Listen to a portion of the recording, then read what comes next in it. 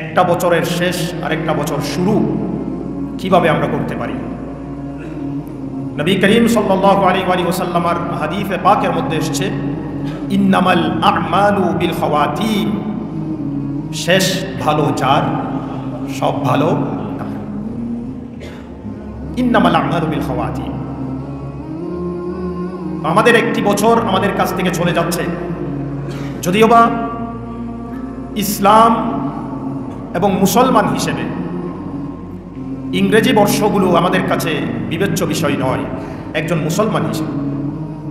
তবে দুনিয়ার রসম, দুনিয়ার সিস্টেম, সেটার জন্য ইংরেজি মাসগুলোকে আমাদেরকে গণনার মধ্যে রাখতে হয় দুনিয়ার সিস্টেমের জন্য।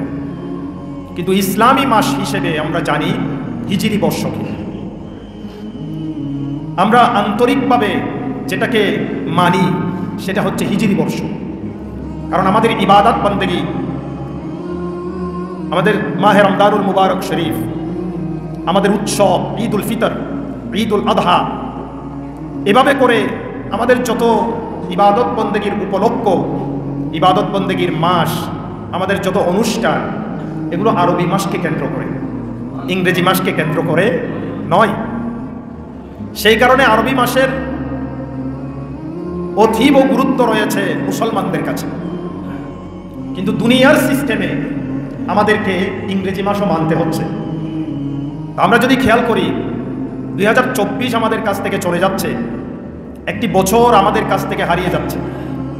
উদাহরণস্বরূপ আমাদের জীবনটা যদি হয় একটা দেয়াল, আমাদের লাইফটা যদি হয় একটা ওয়াল, একটা দেয়াল, সে দেয়াল থেকে, সেই লাইফ থেকে একটা ইট ঝরে পড়তে যাচ্ছে, একটা ইট ঝরে পড়ছে, তার মানে আমাদের দেয়ালটা, লাইফ নামক, জীবন নামক যে দেয়াল, সেই দেয়ালটা আস্তে আস্তে ক্ষয় হচ্ছে।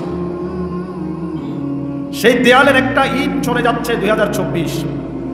2025-এ যে আমরা শেষ পর্যন্ত থাকতে পারবো সেই নিশ্চয়তাটুকু কিন্তু আমাদের নাই। আমাদের যখন একটি বছর চলে যাচ্ছে তখন আমাদের উচিত কান্নাকাটি করা। আমাদের উচিত আমরা এই যে একটা বছর আমাদের লাইফ থেকে চলে গেল, সেই বছরে আমরা কি ইবাদত বন্দেগী করতে পেরেছি, আল্লাহর কত ইবাদত করতে পেরেছি, আল্লাহকে কতটুকু সন্তুষ্ট করতে পেরেছি, সেই চিন্তা, সেই হিসাব আমাদেরকে করা, সেটাই হচ্ছে আমাদের নৈতিক দায়িত্ব। কিন্তু দুঃখজনক হলেও সত্য, আমাদের যুবকেরা, আমাদের যুবক ভাইয়েরা 31st নাইট নামক একটি রাত উদযাপন করে, বছরের শেষ রাত, যেই রাতকে উদযাপন করতে গিয়ে, যেই রাতকে সেলিব্রেশন করতে গিয়ে আমাদের ভাইয়েরা বিভিন্ন অপকর্মের মধ্যে লিপ্ত হয়ে যায়, বিভিন্ন গুনাহের কাজে লিপ্ত হয়ে যায়, গুনাহের বোঝাকে ভারী করে ফেলে।